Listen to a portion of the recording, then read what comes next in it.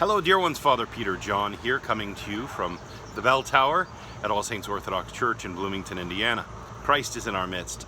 Greetings to you on this beautifully warm, sunny Sunday morning, the day of the resurrection. I want to tell you that the gospel today is Christ coming to walk to the disciples on the water, and the disciples being in the boat, frightened and storm-tossed. And when Christ nears the boat, all the disciples cry out. They see Jesus and they think he's a ghost.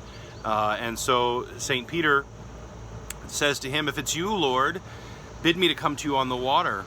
And so Jesus says, "Come." Peter gets out of the boat and begins to walk on the water. But then as he looks around and he sees the storm, he sees the waves and the wind, then he becomes frightened and he begins to sink.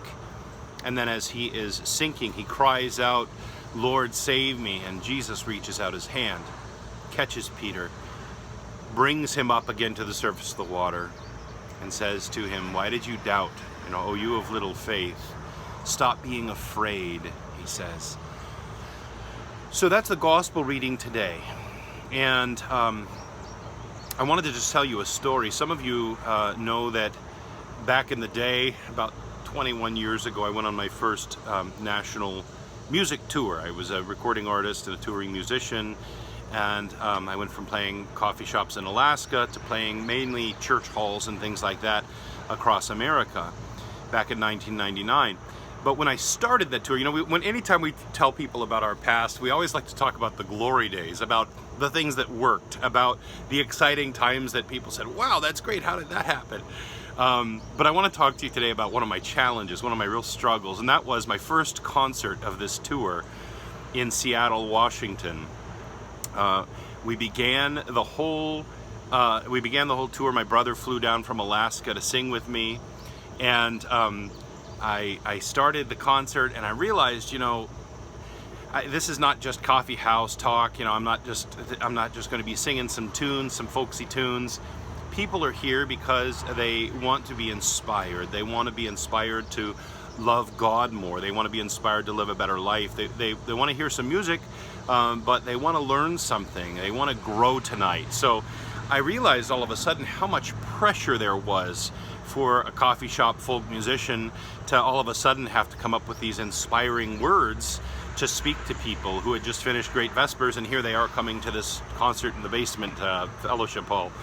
So anyway, I got out there and sang the concert and did what I could do, and I finished.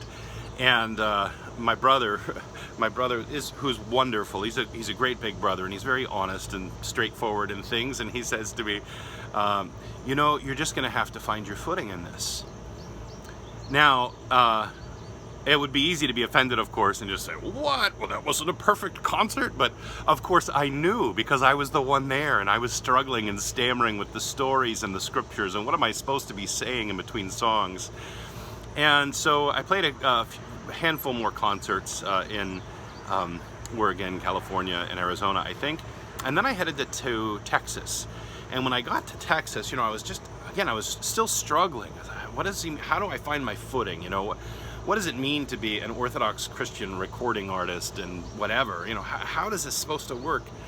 And I just remember when I got to Texas, Austin, Texas, I was staying at a friend's house, and I walked in the house, and he had this beautiful icon on his wall. And I looked at it and I said, "Man," I said, "that is the story of my life right now. That's the story of my tour. I really feel like I'm sinking."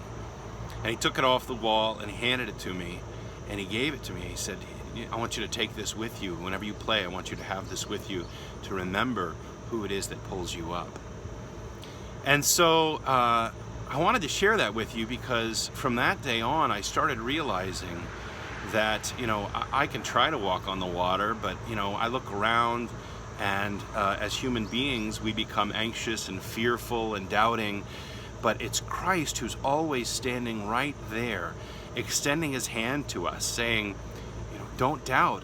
Don't be of little faith. Stop being afraid." And he's reaching his hand to us to pull us up, to pull us out of the depths, to pull us out of the deep, out of the terrifying waves and the wind, and to give us that sure footing that only comes when we walk with Christ. So brothers and sisters, I encourage you, each and every one of us, to walk daily with Christ, recognizing that it's not our own strength that we rely on, or our own intelligence, or our own spirituality, or something like this. It's Jesus Christ, the way, the truth, and the life. Christ is in our midst. He is and ever shall be.